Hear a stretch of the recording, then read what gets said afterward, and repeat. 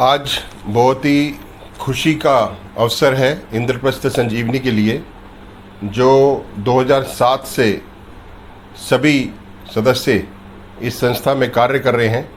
आज उन सभी सदस्यों को मिलाकर और आज 2023 में ये संख्या 50,000 हो गई है। आज इंद्रप्रस्थ संजीवनी दिल्ली की एक बड़ी एनजीओ के रूप में सामने आई है। ये 50,000 सदस्य पूरे दिल्ली के हैं और केवल दिल्ली में ही इंद्रप्रस्थ संजीवनी कार्य कर रही है। और पिछले 17 वर्षों से इंद्रप्रस्थ संजीवनी लगातार हर क्षेत्र में, चाहे वो भारत सरकार की स्वच्छ भारत मिशन हो, चाहे नमामि गंगे हो, उसमें भी हमने लीडिंग रोल अपना किया है। और साथ ही साथ चाहे तिहाड़ जेल में कैदियों के लिए उनकी स्वास्थ्य की सेवाएं प्रदान करना, उनकी काउंसलिंग करना, इलेक्शन कमीशन के साथ मिलकर कॉलेजेस में जाके वोटर्स को एनकरेज करना, उनको मोटिवेट करना, इंद्रप्रस्थ संजीवनी सदैव ऐसे कार्य करती रही है और करेगी।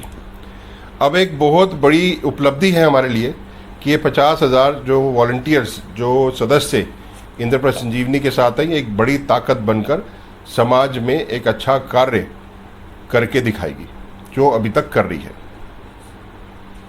सर, क्या लगता है 50,000 लोगों ने इंद्रप्रस्थ संजीवनी पर जिस तरीके से विश्वास किया है, क्या संजीवनी इस तरीके से और आगे जा पाएगी और कितने सदस्यों का टारगेट है आपके पास?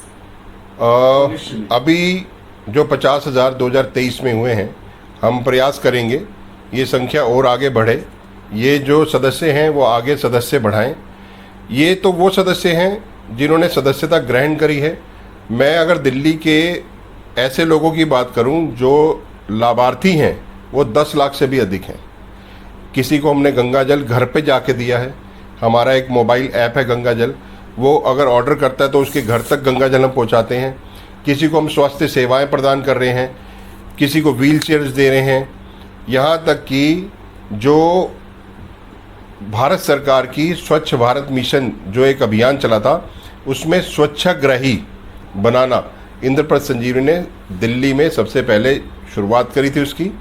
और लोगों के घरों में हमने नेम प्लेट्स लगाई, उनका नाम आया और उसके नीचे लिखा गया मैं स्वच्छाग्रही हूँ। ऐसे अनगिनत कार्य करते हुए आज 10 लाख से भी अधिक लोगों को हम लाभ पहुँचा रहे हैं। सर, जब आपने इस एनजीओ की शुरुआत की थी तो क्या सोचा था आपने कि कभी आपके साथ 50,000 लोग जुड़ पाएंगे और आपकी एनजीओ जो आपने शुरुआत की जिसकी, वो इतना आगे बढ़ जाएगी कि दिल्ली की नंबर 1 एनजीओ बनने जा रही है, बन गई है कह सकते हैं? मात्र 2 लोग, मैं और मेरी महासचिव रश्मि मल्होत्रा, हम दोनों ने मिलकर जगह जगह जाकर इसका प्रचार किया, लोगों को इसके साथ जोड़ा। ऐसी कई क्षेत्र हैं। हरिनगर की अगर मैं बात करूं तो हरिनगर में 700 से 800 लोग हमारे मेंबर्स हैं और ये 700-800 जो मेंबर्स हैं वो सारे बुज़ुर्ग हैं। अगर मैं बात करूं कीर्ति नगर की तो वहाँ पे 200 सिर्फ महिलाएं हैं। जो महिला वहाँ पे हमने इंचार्ज बनाई, वो महिलाओं को उन्होंने जोड़ा। तो ऐसे पूरे दिल्ली में जगह जगह पर हमने ब्रांचेस बनाई और इस अभियान को हम आगे तक लेके गए। इस एनजीओ में जो 50,000 अब तक मेंबर बन चुके हैं, वो सिर्फ दिल्ली के हैं या दिल्ली से बाहर राज्यों से भी? ये 50,000 सभी लोग दिल्ली वासी हैं और ये दिल्ली में ही कार्य कर रहे हैं। अपने अपने क्षेत्र में हेल्थ कैंप्स लगा रहे हैं, स्वच्छ भारत मिशन के अंडर आके स्वच्छता अभियान चला रहे हैं। नमामि गंगे अभियान के तहत जगह जगह स्टॉल लगा के गंगा जल वितरण कर रहे हैं। अगर उनके क्षेत्र में कोई कॉलेजेस हैं, कॉलेजेस में जाके प्लेज दिलवा रहे हैं कि हम वोट अवश्य करेंगे, लोकतंत्र को अवश्य मजबूत करेंगे। तो ऐसे जो संस्था के कार्य हैं, ये कहीं ना कहीं देश के, राज्य के रीढ़ की हड्डी कहलाते हैं। और अगर ये मजबूत होगी तो उससे, और यहाँ पे आने से पहले नारायणा विहार के श्री सनातन धर्म मंदिर में गंगा जल वितरण करा और खुशी ये मिलती है जिनको हमने गंगा जल दिया और भारी संख्या में श्रद्धालुओं ने आके गंगा जल ग्रहण करा।